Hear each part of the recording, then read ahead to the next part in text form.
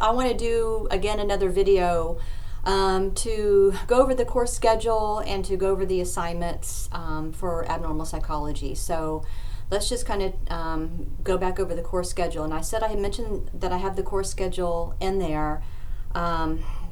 And I noticed that for week 4, which is week 4, it has quiz, chapters 1, 2, and 3, and then next week is Margaret. I went ahead and kind of switched that around, and I went ahead and gave you Margaret and opened that up because it's not a difficult case study to do, only 2 clinical questions.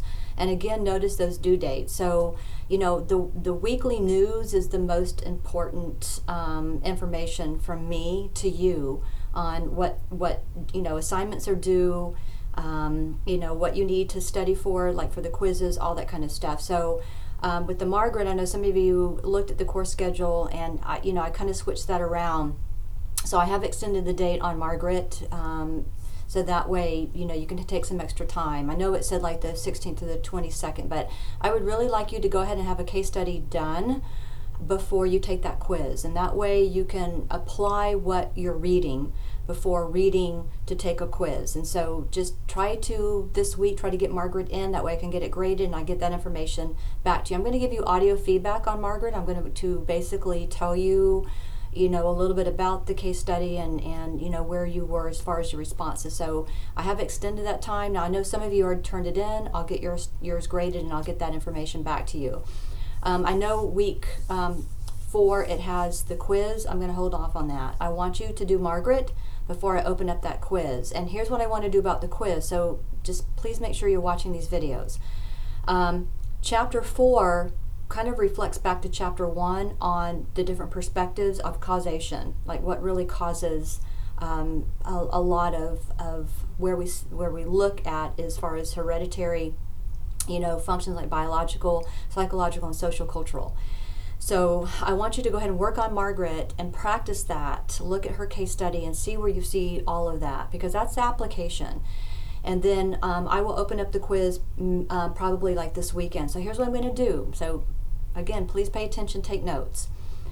Because chapter 4 really reflects back to chapter 1 on those different perspectives, we look at causation, I want to add a few questions to the first quiz from chapter 4. It's all the quizzes are multiple choice. They're all multiple choice. The first quiz, I already have it done. It's about 35 questions. I think you can handle it. So that's about maybe 8 questions per chapter. But 4 kind of just finishes off what we need to do, the foundations, to prepare you for the disorders. After quiz 1, it's all disorders. I mean, that's it. We're going into disorders. And if you notice that, I went to chapter 7 because I want to go to anxiety and then go to mood disorders.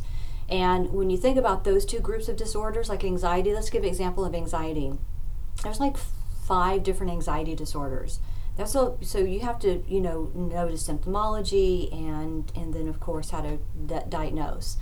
We have PTSD and related disorders, that's a new category, and now OCD is in its new category. So that's like 7 different disorders just within the anxiety, PTSD, and OCD. Then you get to mood disorders, that's like 5 different mood disorders. You have bipolar 1, bipolar 2, cyclothymic, persistent depressive disorder, so major depressive disorder. So I figure for the next quiz, I want to just stick to chapter 7 and 8. I feel like that's a lot.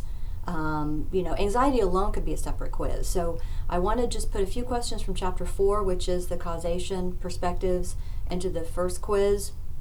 And then so the second quiz will just be 7 and 8. And that'll be a break for you guys as well. So I'll hold off on quiz 1. Try to work on Margaret. It's just 2 clinical questions. It shouldn't take you that long to do. Try to get that turned into me. I'll get that graded. And then that'll prepare you for quiz 1.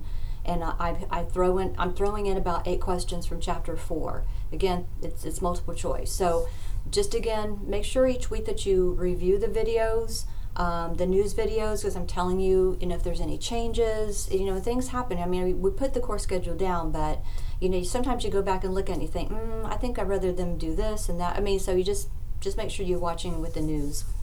And again, I would never not tell you on a Monday like what to do all week, because I know for many of you this is your first online class.